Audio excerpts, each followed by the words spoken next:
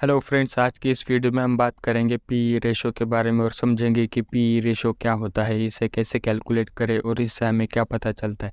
तो सबसे पहले जान लेते हैं कि पी रेशो का मतलब क्या है। पी रेशो यानी प्राइस टू अर्निंग रेशो, इसे ही हम शॉर्ट फॉर्म में पी रेशो कहते हैं। और इसे कैलकुलेट करने के लिए हमें कंपनी के करंट शेयर प्राइस को उसकी अर्निंग पर शेयर से डिवाइड करना पड़ता है। अब इसे मैं आपको एक एग्जाम्पल से समझाता हूँ। मान लीजिए ए और बी ये दो कंपनियाँ हैं। कंपनी ए का करंट शेयर प्राइस जो है 1000 रुपये है और उसका अर्निंग पर शेयर 100 रुपये है। और कंपनी बी का करंट शेयर प्राइस 2000 रुपये है और इसका भी अर्निंग पर शेयर 100 ही रुपये है। तो अगर मैं कंपनी ए के करंट शेयर प्राइस 1000 को उसकी अर्निंग पर शेयर 100 से डिवाइड करूँ तो इसका पी हो जाएगा 10। और ठीक उसी तरह मैं कंपनी बी के करंट शेयर प्राइस 2000 को उसकी अर्निंग पर शेयर 100 से डिवाइड करूँ तो इसका पी हो जाएगा 20।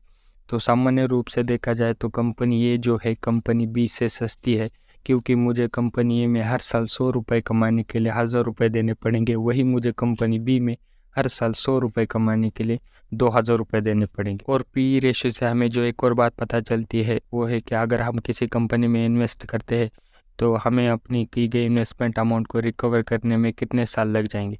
अब मान लीजिए यहाँ पर मैं कंपनी ए में 1000 रुपये इन्वेस्ट करता हूँ और हर साल 100 रुपये कमाता हूँ, तो मुझे कंपनी ए से अपनी की गई इन्वेस्टमेंट अमाउंट को रिकवर करने में 10 साल लग जाएंगे, जो कि इसकी पी रेशो के बराबर है।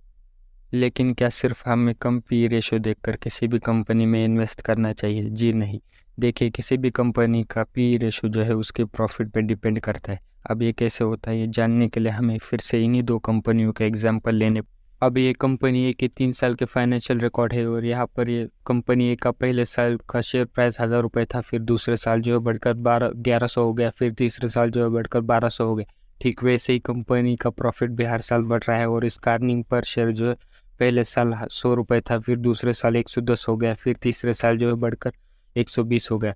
तो अगर मैं 1000 को 100 से डिवाइड करूँगा तो आएगा 10। 1100 को अगर मैं 110 से डिवाइड करूँगा तो आएगा 10 और 1200 को अगर मैं 120 से डिवाइड करूँगा तो आएगा 10। तो यहाँ पर हमें देखने को मिल रहा है कि कंपनी हर साल 10% से ग्रो कर और इसका पी लगभग 10 का ही मेंटेन है। और अब ये कंपनी बी के 3 साल के फाइनेंशियल रिकॉर्ड है। पहले साल इसका शेयर प्राइस 2000 था और इसका अर्निंग पर शेयर जो 100 रुपये था। तो अगर मैं 2000 को 100 से डिवाइड करूंगा तो पहले साल इसका पी हो जाएगा 20 का, फिर दूसरे साल जो इसका शेयर प्राइस 2000 से बढ़कर 5000 हो गया और इसका अर्निंग पर शेयर जो है 100 से बढ़कर 200 हो गया। तो अगर मैं 5000 को 200 से डिवाइड करूंगा तो दूसरे साल जो इसका पी हो जाएगा 25। लेकिन फिर तीसरे साल इसका शेयर प्राइस 5000 से बढ़कर 8000 हो गया और इसका अर्निंग पर शेयर जो है 200 से बढ़कर 400 हो गया।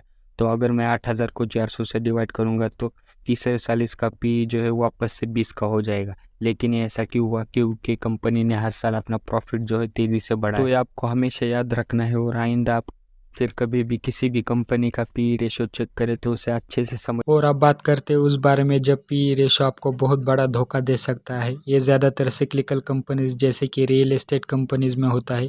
किसी साल उनकी बहुत सी प्रॉपर्टीज़ बिकती है, किसी साल बिकती ही नहीं। अब मान लीजिए XYZ लिमिटेड एक रियल एस्टेट कंपनी है और ये इस कंपनी के 3 साल के फाइनेंशियल रिकॉर्ड है। पहले साल कंपनी का शेयर प्राइस 100 रुपये था और उसका अर्निंग पर शेयर 10 रुपये था। तो अगर मैं कंपनी के शेयर प्राइस 100 को उसके अर्निंग पर शेयर 10 से डिवाइड करूँ तो पहले साल उसका पी हो जाएगा 10 का।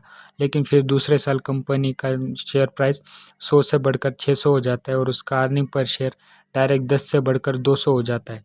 तो अगर मैं 600 को 200 से डिवाइड करूँ तो दूसरे साल इसका पी हो जाएगा 3।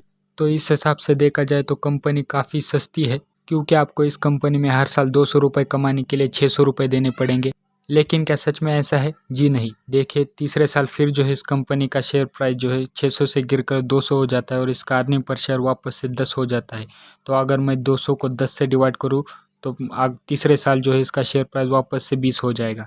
तो आइंदा अगर आप किसी भी रियल एस्टेट कंपनी को एनालाइज करें तो उसके पी रेशो पे ज़्यादा ध्यान ना दें, क्योंकि ऐसी कंपनियां कंसिस्टेंटली ग्रोइंग नहीं होती और आपको भी पता नहीं होता कि कंपनी अगले साल प्रॉफिट कमाएगी नहीं कमाएगी। तो ऐसी चीज़ों से ज़रा सावधान रहे और ऐसे ही इंफॉर्मेटिव फाइनेंशियल वीडियोस देखने के लिए हमारे चैनल को सब्सक्राइब करना बिल्कुल ना भूलें।